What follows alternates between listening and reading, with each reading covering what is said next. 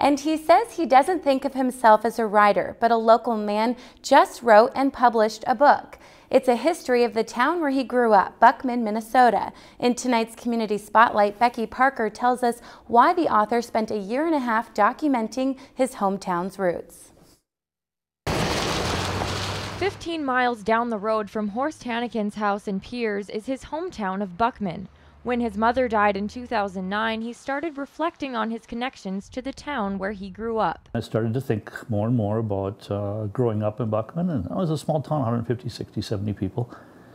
And all the unique experiences that I had that just kids can't get anymore. In March 2010, Horst came across some intriguing old photos that Buckman resident Esther Britz had collected.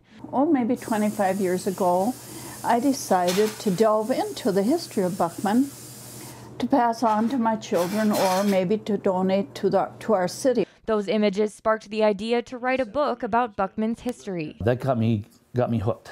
One photo in particular of a little guy with one arm who used to work in the garage with my dad at Brandl's and lived across the street from us. He had his own little gas station in the 40s.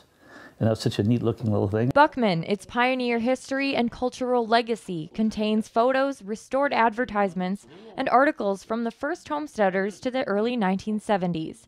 It documents local businesses, sports teams, and key citizens like C.B. Buckman. They all wanted to have it named after them, but C.B. Buckman, who was the fifth man that was here, had a horse, and the others didn't have a horse. So he got to the courthouse first, and that's why we're named Buckman. Things in Buckman have changed since Horst grew up here. Many of the historic buildings shown in his book have since been torn down, but Horst hopes his book can provide a glimpse into the past for current and future residents of Buckman to look back on. The few survivors there are that grew up in Buckman are all in their 80s.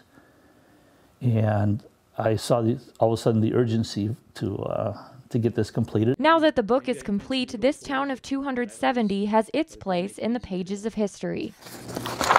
For this week's Community Spotlight, Becky Parker, Lakeland News. If you've enjoyed this segment of Lakeland News, please consider making a tax-deductible contribution to Lakeland Public Television.